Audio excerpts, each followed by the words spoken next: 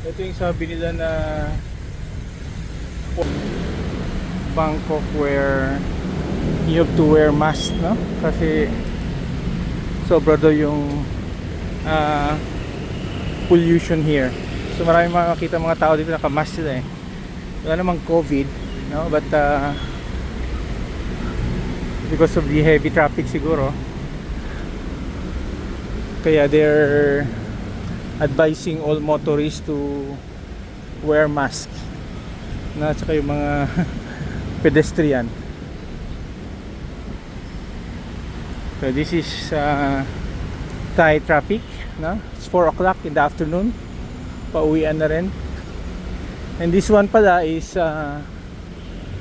Chulalongkorn, Thai Red Cross Society pala. This one, no? This one.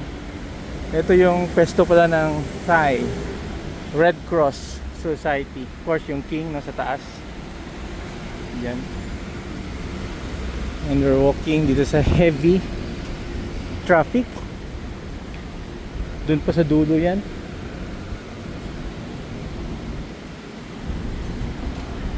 Or having a walk dito sa, I think this is one of the major roads here in Bangkok.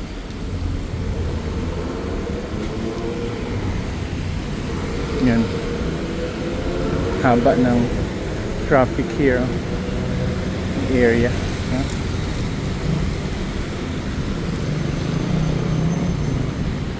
Sala Daeng.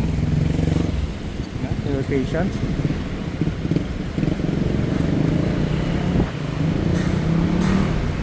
So this is Thai Red Cross Society headquarters. Laki din pala, oh, no? Laki ng kuwan nila.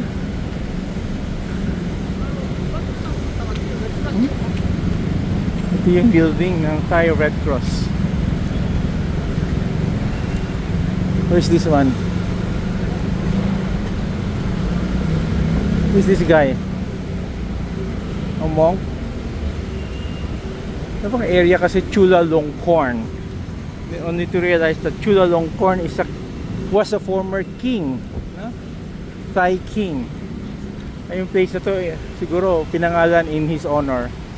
So we're reaching yung intersection portion. Isang area to.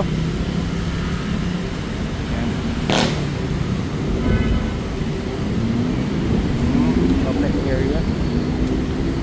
We have a long walking tour from our hotel.